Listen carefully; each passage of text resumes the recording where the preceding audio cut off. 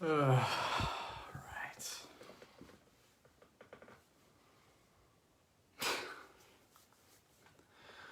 Just wait for a few more people to tune in and then we'll start. Comment your thoughts firstly. Let me know how you're feeling. And we can all just get through this together and see what happens. G'day, Bo. I'd say hope you're well, mate, but I know for a fact that you're not.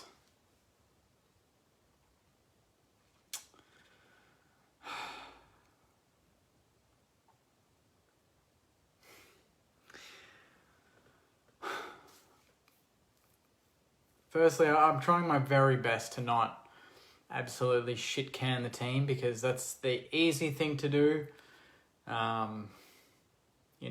We've shown this year that we've made so much progress, beating so many teams that we haven't been able to beat in a long time, and we come up against a team tonight that were desperate to keep their season alive, and we were desperate, I thought, to secure a top 8 position and lock in finals for the first time in 8 years, and sadly it didn't come to fruition. The boys didn't rock up until, late in the second term, and apart from Jack Steele, Brad Hill, Caulfield to a lesser extent, we would have been gone. They almost willed us over the line, and there were so many players that were just missing for so long in that game. We needed some Hunter Clark magic, and we just didn't get it. Jack Billings had a very quiet game after, last week being held to 3 possessions up to 3/4 time, and we put him forward and he gets into the game. This week, there was none of that last quarter prowess from him, and it was all just ugly footy. And the main disappointment is, again, we come up against a team that wants to slow us down, that wants to make sure that we can't get through the middle. And when teams successfully hold us back from doing that, we struggle to get through. We struggle to kick enough goals. We struggle to put on enough scoreboard pressure on, and we succumb to bombing the ball to the forward line. And that's something that Jack there has just mentioned. It's a great point, Jack. Thanks for bringing that up. The forward entries were the worst of the season.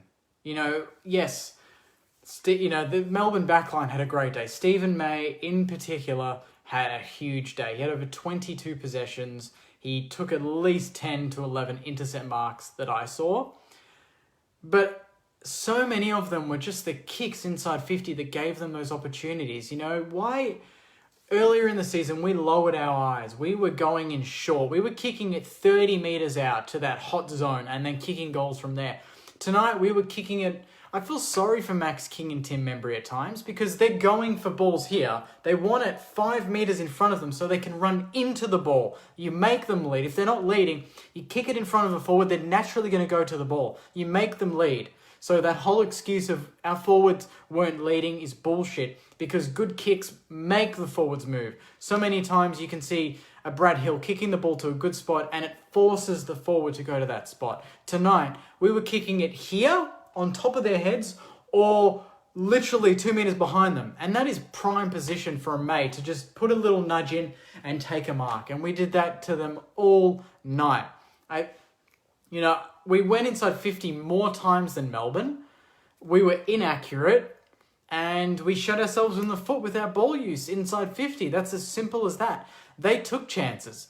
When Petrarca kicks a goal against 3 Saints defenders and puts them 10 points up with about 4 minutes to go, it's not our day. And I hate saying that.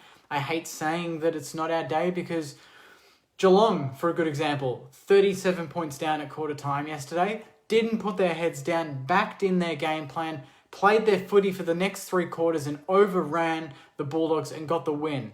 That is mental strength, as well as trusting the structure, trusting your players and having a Dangerfield to take you over the line. We don't have Dangerfield, but we've got the next best thing in Jack Steele, and he willed himself again. He's going to get votes in this game. Obviously going to get votes. He's huge. Him, Brad Hill's best game by a long shot. He tried to get the run going. No one else tried. Sinclair tried his best. Brad Hill was on another level. And apart from, I dare say if we just lowered the eyes a bit more going inside 50, there'd be a much better opportunity for us to kick a winning score. And, it just puts us into a really uncomfortable position, doesn't it, guys? We thought we get the win here. We go to 9-5 after 14. We get equal 5th on the ladder, but possibly go above West Coast in 5th. But instead now we find ourselves only a game inside the 8 with a percentage that's less than Melbourne's, I think. Correct me if I'm wrong there. And we have West Coast, GWS and Hawthorn. So you really think that on current form, there's only one definite win there in the Hawthorn game. And GWS found form today, and West Coast to West Coast. So that's a 50-50 game as well. So it's just one of those things where why do we put ourselves into these sort of positions? Why can't we just go out and hammer a team that we're better than? I thought that Rowan Marshall did his best with Gawn. I thought Paddy Ryder had a good game. I thought Seb Ross was good again. Jack Steele did everything that we wanted from him. But it was just, the Nick Hines, the Hunter Clarks, the Dean Kents, the Jack Billings. These sort of guys that we expect more from, and we didn't get enough from them. And they got more from the Petrarcas. Their midfield was good, but, I don't even think their midfield was amazing. I thought Clayton Oliver was okay, but without being amazing. I thought Petrarca was great. He took his chances forward, didn't get a lot of it around the ball. I thought Brayshaw was fairly quiet. Gordon was well held by our rucks. And it was more their defence. It was more Salem, Lever, May, Hibbard, these guys that killed us on the rebound. And then, Hibbard was injured for the last quarter, so I just think this was a really badly missed opportunity. Last week we were praising the boys because we played a very good team in Brisbane and we just couldn't get the chocolates at the end of the day, even though we fought hard. And we did fight hard again, but, I hate saying it, but it was classic Saints. We get ahead of ourselves and, in the podcast, we were all confident. Joycey, Marshy and myself were confident. We thought that getting Hunter Clark back would be great and we'd be on board. We didn't ignore that, yes, this is a big game for Melbourne and they needed to keep their season alive and they were going to throw the kitchen sink at us. But I really thought that we were going to be able to handle that. And for the first quarter, Melbourne had the better of us. The second and third, I thought we took over and we just missed some chances and could have been further ahead. And then the fourth quarter was, a dead rubber until Petrarca kicks that goal. And that was pretty much it. When a quarter is, 9 minutes in and there's no score and then they kick the first goal and you go 10 points down when there's only been one goal kicked in 12, 13 minutes of footy, that it's going to be a hard day. But we're still in 6th. That's the positive to come from this. I don't think we can drop lower than that this round. The issue is now, instead of being able to drop a game to West Coast or GWS and cruise into the finals, we need to pinch one of them. Carlton are a big chance against Collingwood. Melbourne, their next 3 weeks are very easy. I think they play North Melbourne and a few other easy teams below them that they should be favourites for. So they could get a potentially 3 wins for the rest of the year and that gets them to 10. We're on 8.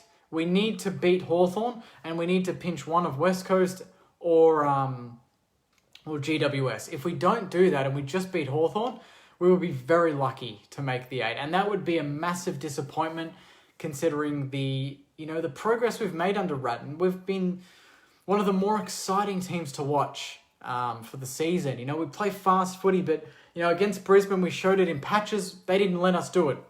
We lost by under a goal. Melbourne didn't let us go through the corridor. We couldn't run. We couldn't connect.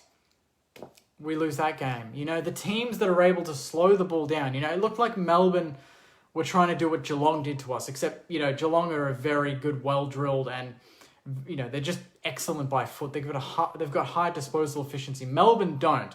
So they were always going to let us in with a few mistakes. And they did that late in the second term when we kicked late goals, when Nathan Jones let us back in with a few fuck-ups.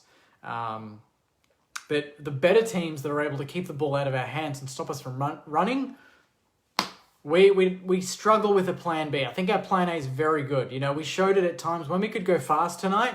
We were well drilled and we got a scoreboard pressure. And when we went fast, the only time tonight where we were able to go fast was late in the second. And guess what? We kicked 3 quick goals. We almost hit the front and we looked great. But then they locked us up again and we struggled to get any sort of momentum. You know, we kicked under 50 points tonight. We kicked under, I think, 50 points or 60 points last week. So, you know, the scoring is dried up, but I think it's more to do with what teams are doing against us. You know, I don't want us to be an easy team to defend against, but you look at tonight, they flooded the back half. They forced us to kick long because there were no options to go short. And, you know, there might have been a few more options to go short, but I feel like we bombed it mainly because it was so crowded and we didn't want to go for too many risky kicks where there was a turnover. We went for the safe long option. It's just that the long option was just gobbled up by May and Lever all night. And it was similar with Harris Andrews last week. They got a lot of intercept marks, Brisbane. Melbourne got the same and got a lot of turnovers and goals from that. But the fact that Melbourne can only kick 7 or 8 goals for the day and beat us is a bit worrying. You know, we need to find more ways to score outside of run and gun. You know, when we're playing ugly, we need to learn to win ugly. You know, we're not going to have perfect performances every week. And, you know, Joycey, you know, 10 minutes into the second term, he was already saying, you know, this is it, boys. You know, we're just not on tonight. And I get upset hearing comments like that because I expect more, you know, and I don't think that one bad quarter necessarily means a bad game. You know, Geelong proved it. They had a bad first quarter, worse than any quarter we played tonight, and they still won the game because they brought it for the next 3. We just couldn't lift to that level.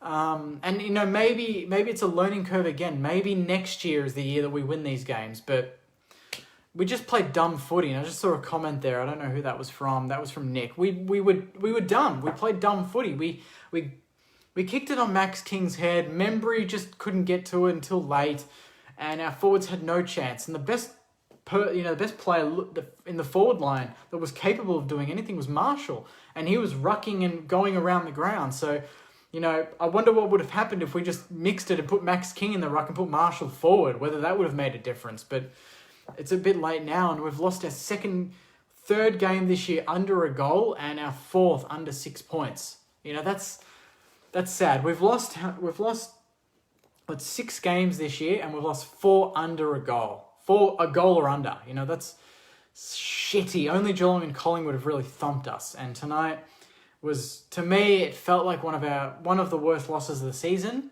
if not the worst, just because of the significance of it. Just because we needed to win, and it was to end their season and it was to keep our season going. But it wasn't to be. But, you know, if I had to pick positives, I thought Caulfield again was immense in that back half. You know, he was so confident with the footy. I love his kicking. He takes players on. He's calm now. He's great at intercept marking, and he's just getting better and better every week, no matter win, lose, or draw. I thought Brad Hill was, you know, he stood up, especially in the last 5 minutes when we needed to find run. We needed to get something going when the game was just stagnant. And he really lifted, and I thought he was excellent. So his best game for me. Jack Steele just did what Jack Steele does all season, and it was just, he was the best midfielder on the ground for both teams. Best midfielder on ground. But then you look in the forward line and you think, who played well forward? King had, you know, he kicked a goal early, but that was it. Membry kicked a goal early, but that was it. Butler, apart from setting up the first chance in the game, didn't really do a whole lot. Kent tried his best but couldn't get into it. Nick Hind, the same. You know, maybe there's a chance for Loney next week for Hind or Kent, but, you know, it just wasn't... It's hard to judge our forwards when their delivery was so poor, but for me, it's easier to judge the smalls because the talls didn't do the job. But where were the smalls when the ball hit the deck? Because our talls weren't marking it. Anytime the ball hit the deck, we were outnumbered by Melbourne players, and they got it out of the back half way too easy. And when that happens, you're not going to win. You're not going to kick a score, and it's going to be struggle town all day long. So for me, I thought our midfield was okay without being great, and I thought it was at least on par with Melbourne's. I thought our backline did a good job without being amazing. I think it was the lack of efficiency going forward that cost us. You know, I thought our forward line was the worst part of the ground by a mile. I thought midfield was fine. I thought back half was fine. You know, Wiedemann did all right, but he wasn't outstanding. Their forwards didn't trouble us too much. It was just stupid mistakes going inside 50 that just gave them too many easy rebounds, and that's where they got us in the end. And kudos to them. They weren't great either. Melbourne weren't great by a stretch, but they were better. They were harder, and they played a little bit smarter than us. They knew what our strength was, and they took it away from us. And in the end, they didn't really need their strength. They didn't need their midfield. That's their clear strength, and that's sad, because I said in the pre-game in the podcast, if we take their midfield away from them, then we win this game. And I thought we took the midfield pretty much away from them. But they were clever. They put Petrarca forward. He didn't need a lot of the ball, and he still kicked 3 or 4 goals and was the match winner. So really upsetting to see Petrarca just get off the chain and do that. But they keep their season alive. We are still 6th, so we don't want to get ahead. I don't want to be too negative, because we are still a big chance for finals. But this is a massive setback, guys. So enough from me, enough of that shit. Let's go through some of these comments. I know a lot of them are going to be negative, but it is what it is. We've got to deal with the good with the shit, and we've had a lot of good this season, and we're going to have to deal with shit for another week. So let's go for it. I'm just going to scroll midway, because there are that many comments. So let's go with Evan. What does he say? He said, we had the chance to make finals for the first time in 10 years, had plenty to play for, and cooked it up for fuck's sake. Fair comment. That summarises how we're all feeling right now, mate. This is from Glenn. Worst performance, need a shake-up, drop King, drop Butler, and drop Geary. Big call. I don't know about Butler. Even Geary I thought was okay, without being great. King looks like he needs a bit of a rest, but again, he's so frustrating and so good in so many ways, because he got hands onto almost everything that came his way. He just couldn't clunk them. Imagine when he starts clunking them, guys. We're going to be a hard team to beat. But, God, it just leaves a lot to be desired when he drops so many of those sitters. But it's his first season, and he's exceeded expectations, so we can't be too harsh on the old Winks. Teams have worked us out. Not a bad comment from Nathan. Teams have worked us out. They don't want us to go fast. They chip it around. They congest the middle of the ground. They make us go wide, and then they just punch the ball out of bounds, restart. Punch the ball out of bounds, restart. Punch. It's rinse and recycle for these teams. They know how to play us. We need to come up with a plan B that can combat that. And right now, that's on to Rats. This is where he needs to put his coaching thinking cap on, and he needs to think of a way where if teams stop our run, how the fuck do we score? Because right now, when we don't run and when we don't play fast handball through the middle, exciting footy, we are not in game. So this is up to the coaches now. Not so much the players. This is up to the coaches. They need to do something this week, because every team for the rest of the year are going to try and do that to us. They know what our strength is. It's kicking goals 15 out, running through the middle in waves, and when we don't do that, we don't look very good. This is from Bitter. Game plan was a Hail Mary and pray someone was in the area. I agree. We just bombed it and hoped in that last term, and pretty much for the whole game. We bombed it and hoped that King was going to take screamers over everyone. That's not going to happen every week. It hasn't happened for most of the season. Our best goals are lead up or crumbing.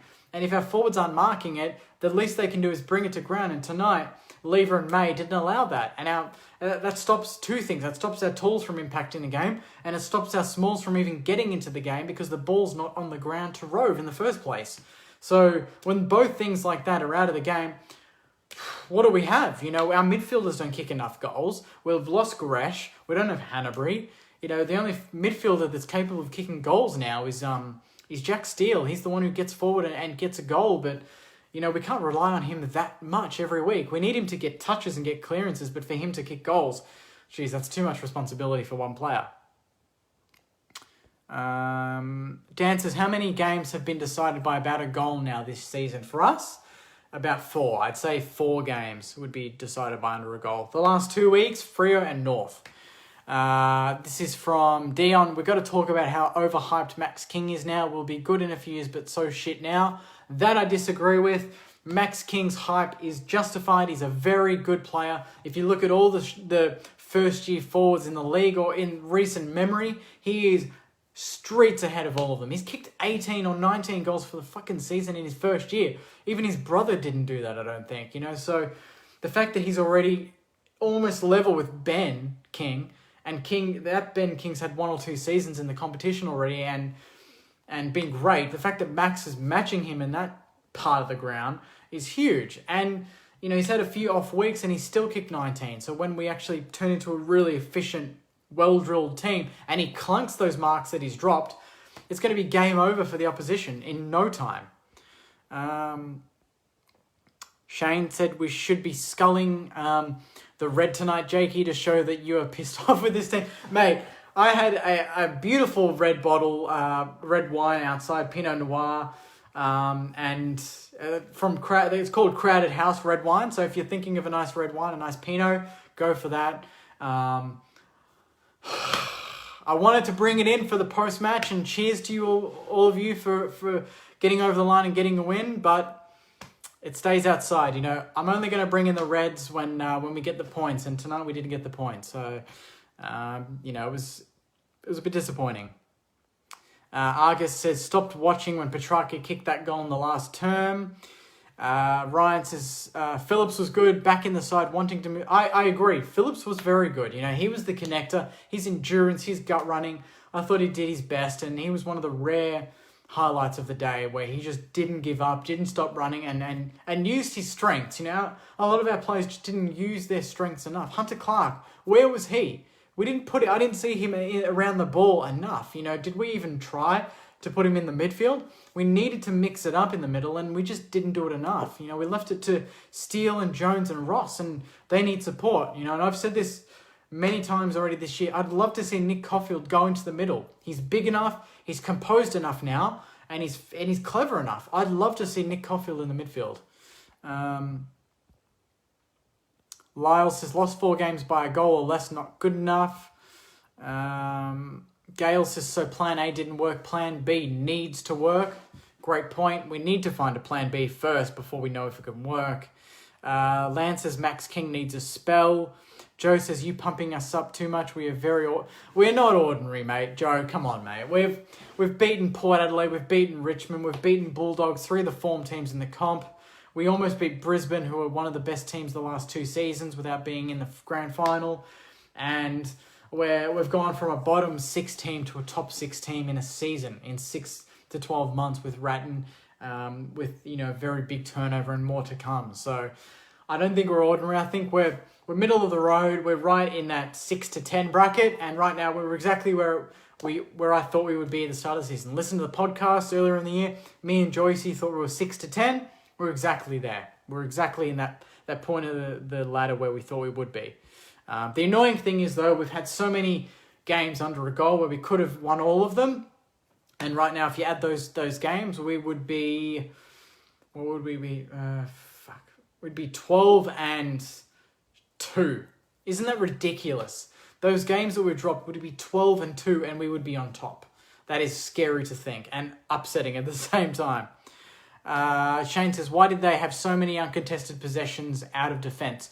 Mate, it's because they got the intercept mark and they chipped it around. They slowed it down. The Geelong game was the same. We didn't bring it to ground enough and our forward pressure wasn't good enough to hold it in there. When we got it in there, it came out just as fast as it went in. But they slowed it down and chipped it around. They milked, like if you watch the game, half the game would have been gone because of the fact that they chipped it around. They milked the clock amazingly in that last term because they got a lot of uncontested possessions. We couldn't create that fast-flowing ground ball that we're so used to. And we struggled to do anything when they took that away from us. Simple as that. St Kilda never handles pressure. That's from Peter. I'd hate to disagree, but right now the proof is in the pudding, and right now we can't handle the pressure. This is from Kieran. We are building something special. Rome wasn't built in the day. Neither was a premiership winning team. The early signs are good for the next 2 to 3 years. Great comment, mate. I do agree. The nucleus is there for something special. We're all impatient, aren't we? We all just want something now. We just want us to be the Bulldogs of 2016, the Richmond of 2017 or 2015, whenever Bulldogs won the fucking flag. We want that magic story of that overnight sensation, that overnight success. That doesn't happen a lot in footy. And, you know, definitely not to a club like St Kilda that's had so many, you know, just unlucky chances in the past. But we make our own luck. And I think Ratton's here to say, stuff the history. stuff the unlucky shit that's happened in the past, we make our own luck. And I fully back Rats, and he's going to be upset about tonight. That's the thing that we can trust, is that Ratton is not going to be happy with this loss. And coaches gone by might have clapped and said, "Oh, we tried hard," and all this positivity shit that we hate. But Rats, I can tell, would give them a bit of a serve in those change rooms. So, I fully expect us to come out guns blazing against West Coast next week. Adam says terrible forward entries, but really needed more from our small forwards tonight. Also, Luke says I'm spewing up. Shane says it may be the loss that changes our whole season. Thoughts? Mate, it could well be, but I hope it isn't. I hope the boys knuckle down and they take on West Coast. West Coast were pretty average against Richmond, and they weren't that good at the Gabba. I think it was at the Gabba. And we play them there. So we don't play them in Perth. So that's a big advantage for us. I think we play the Gabba pretty well. I thought we were going to play TIO Stadium pretty well tonight, considering how big it is, but we didn't utilise the space. I knew that if Melbourne made it an ugly contested game, that would favour them. And that's exactly what they did. They stopped the outside, they kept it ugly and inside, and they got the points. And that's exactly what happened. I hate that it was predictable, but that goes to show that our game is predictable right now. Our game plan is just that one style, and it's easy to combat. Early in the season it wasn't, because it was so new and dynamic, but now coaches are getting onto it. Since that Geelong game, I reckon, a lot of coaches have looked at that as the blueprint to beating us, and Melbourne did it to a lesser extent, to lesser success to what Geelong did, but it still got the win, and that's disappointing, and no doubt other teams are going to try that against us, so it's up to us to bounce back and to find a way to combat that. Richo would have loved that. Yeah, I kind of loved seeing Richo in the box and seeing him just next to Goody. I would have loved to have seen him up post-game after us smashing them and putting Goody's job on the line, and maybe Richo comes in as caretaker, but Goody survives another week and they get the win. So Richo's probably, pretty happy about the win tonight. Aaron says, I don't want Hind, massive waste, get Loney for forward pressure. Loney and Butler are top 2 in the league for forward pressure. We missed that tonight. Butler had to do it all on his own and it didn't work. Loney, I reckon he comes in next week. I don't know if it's for Kent or Hind, but for some reason I think Hind. He just didn't work tonight. He didn't work last week. He's been off since he kicked those 3 or 4 goals against Sydney. It might be due a spell, but it'll be interesting to see what happens. I think maybe we missed Carlisle. I don't know how much it would have helped tonight. Their tools didn't do the damage. It was a ground ball that they killed us. Luke says, I've gone through 3 buckets already. Luke's having a tough night. I don't know if it's because he's upset or he's just had too many drinks. Shane says, I could see that we were not on from the start. Pete says, dropped a young gun in Bice Hell, but kept Seb.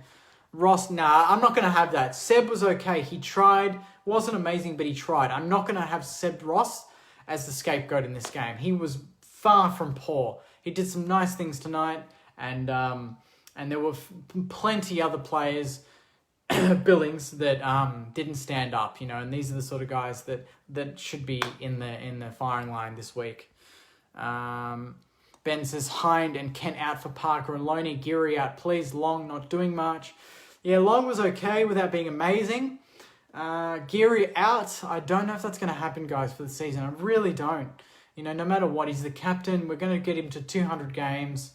I feel like that's just how it is for the rest of the season. But, yeah, good shout for Kent and Hind for Parker and Loney. I don't mind that. A bit of freshness, a bit of speed and forward pressure. Joe says, thanks for nothing, Membry and King tonight. We have 3% more than Melbourne now. That's from Brenton. So 3%, not good enough. We've got tough games coming up. They don't. They can pick that up. So we need to get the wins on the board, especially because teams like Melbourne have a game in hand and it's, they're going to be full of momentum now. They're going to be full of belief. We are done for the season, surely out of the 8 soon. Don't agree with that, mate. That is a bit too far. If we lose to West Coast next week, then we can panic a little bit. This week, we can be salty, we can be upset, and just another missed opportunity. But let's not say that the season's over. The season is firmly in the balance. We are 8-6. We're still in the positive in terms of wins and losses. Last 2 weeks have hurt, but if we can bounce back against West Coast and Hawthorn in the next 2 weeks, big shout against West Coast in the last game of the season, especially if it's to secure a top 8 chance, which I hope it isn't, which I hope by then we've made finals. But considering the logjam of teams between 6 and 11, it's going to be hard. So we just need to keep winning. We just need to win next week.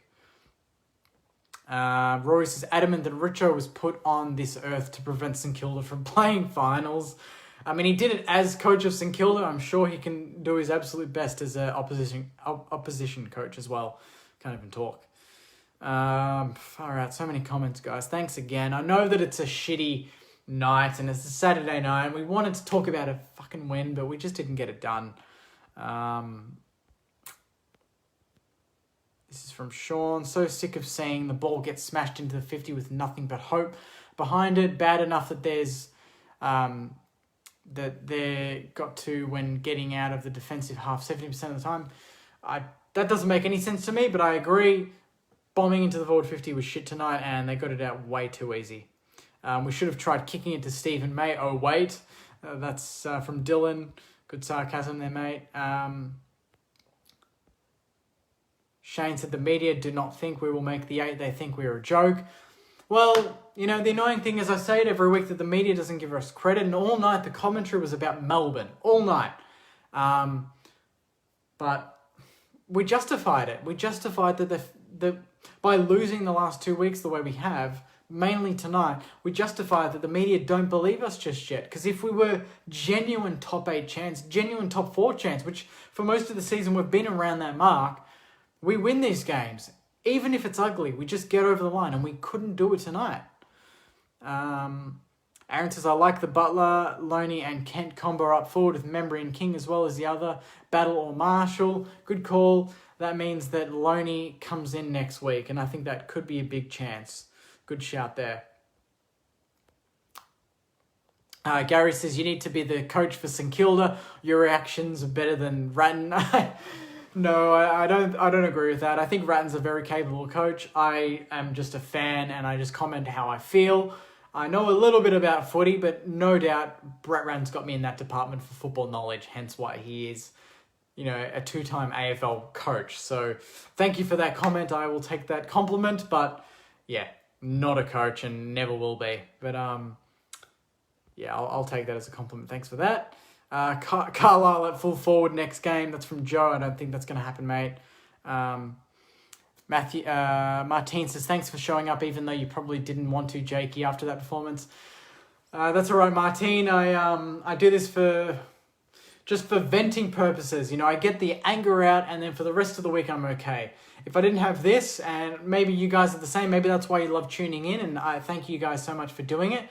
It's just good to get all the crap off your chest, talk about it, get it out there, and then for the rest of the week, we can focus on recovery and focusing on the next game and being positive. You know, tonight, we're allowed to be upset because we wanted to win, we expected to win, we needed to win, and we didn't. So we can be upset, it's fine.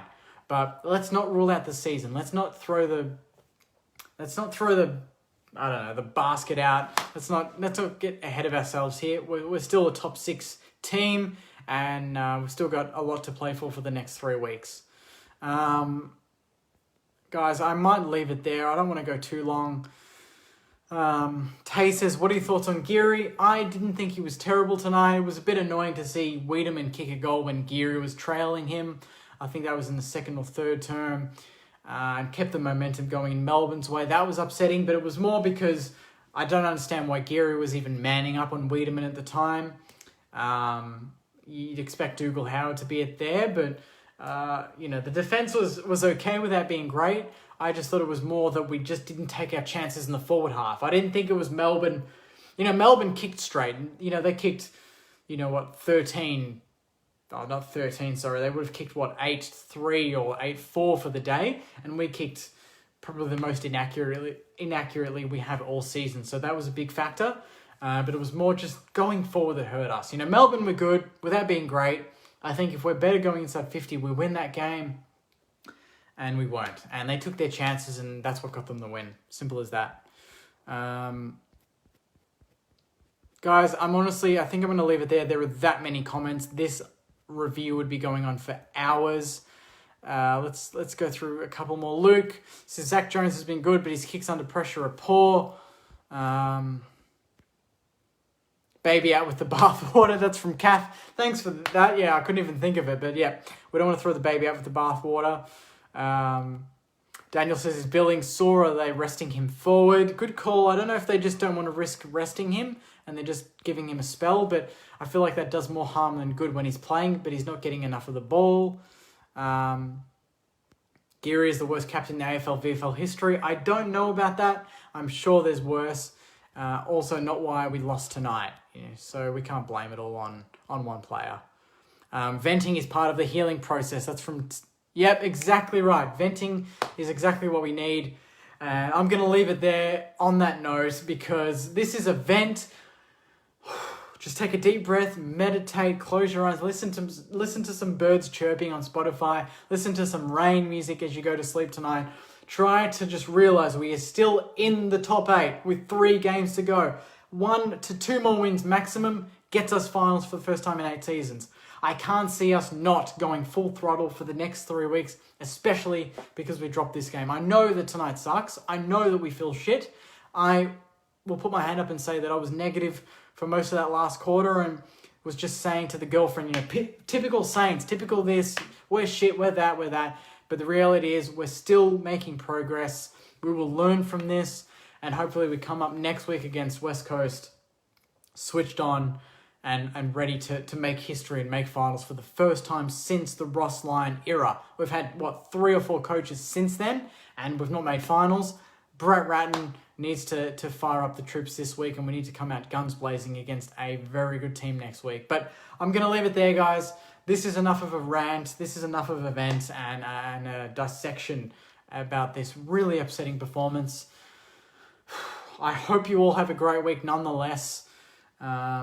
I think when do we play next week? Friday or Saturday against West Coast? I can't remember.